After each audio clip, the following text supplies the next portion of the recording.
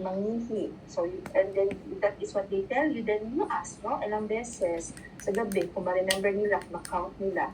So, urgency, do you feel aside strong, no? Urge, na kaihiun na jud ka, na sometimes hindi mo mapugong, nakaihiun ka.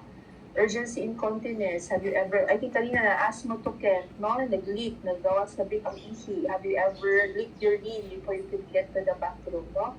So, urgency, tapos incontinence, kaya wala man mo natiis, no? Di mo na-control ang pag-ihi. Then I think you asked also about pain, that's correct, no? Pain on urination, that's dysuria. Blood in the urine, hematuria, no? Yung ano pa mga gross hematuria. Those are the different terms, ha? The part of the ROS that you have to learn also no, on how you are going to ask your patient, no, sa liman. Okay? So, balik na tayo sa HPI, no, para mas naintindihan ninyo yung terms na. So, we started 4 months, no, 4 months prior to consultation. So, again, it may not be exactly word for word, ha, pero yung concept na doon, ang ginawa ninyo na HPI. 4 months prior to consultation, the patient had onset of weak urinary stream and feels like his bladder hasn't fully emptied after urinating. The patient tolerated the condition, no medications were taken. Okay, I appreciate also that you asked, no, kung meron kang gamot na ininom na mga diuretic. Kasi, of course, no, meron ba yung mga gamot na ang side effect, no? Ihi pala, so you can have an idea, no? So, after 4 months, walang consultation din, no? 2 months na prior to consultation, the patient has been urinating more often than usual, especially during the day, approximately 10 to 12 times per day. This was associated with difficulty starting the urination. He also noticed further weakening of his urine stream. No medications were taken, no consultation was done.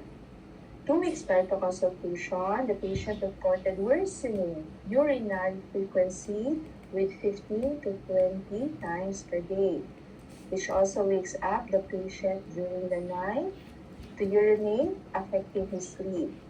There was no fever, dysuria, flank pain, hematuria, urgency, intermittency, dribbling, urethral discharge. You asked, no? Very good. You asked that one kanina.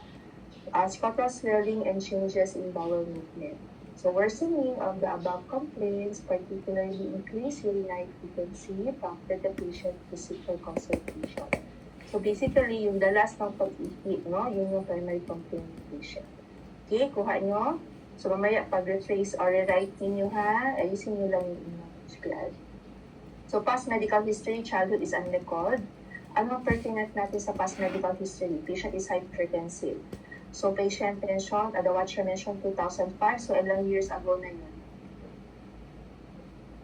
Mga 20, no? 20 years ago. Diagnosed 20 years ago, so by a doctor, no? Kaya nagpakonsulta sila sa family doctor. So, patient has been taking amlodipine 10 mg per tab, 1 tab once a day with good compliance. Highest BP is 160/90, lowest BP 100/60. The usual and the recent BP the same, no? 120/70. So patient is non-diabetic, non-asthmatic, okay, no history of cancer. So when you write, dapat ang paglagay nyo, wag yung maglagay na no hypertension, no diabetes, non-diabetic, non-asthmatic, no history of cancer. So patient has no known food and drug allergy. Okay, so when you ask, you specify, may allergy po pa kayo? So saan, no? Sa mga gamot, sa mga pagkain. Kung merong allergy sa gamot or sa pagkain, tanongin nyo, ano mangyari ma'am? Or sir, no? Kung nakakain kayo ng seafood o kung specifically shrimp, ano yung nararamdaman nyo? Meron bang mga butoy-butoy, skin lesion, hirapang ba kayo niya? With regards to medication, what specific medication or drug, no? Yung may allergy si patient. So, patient also taking multivitamins, no? 1 capsule once a day for the past 1 month. So, surgical history, none. Psychiatric history, I think yung asthma, no? Di-replace sabi nyo, none also, no history. And hospitalization, no history, no, of hospitalization. Pertinence sa family history, no? Paternal side, father was diagnosed with hypertension. All that watcher can remember was at 45 years old, and the patient's father died at the age of 55, no? But the father compliant siya sa medication, no? With a undercalled antihypertensive drug.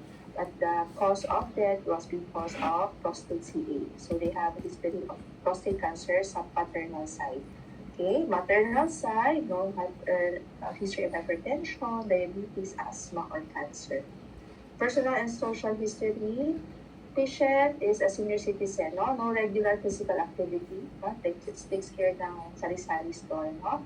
So generally healthy na ang diet, no? More of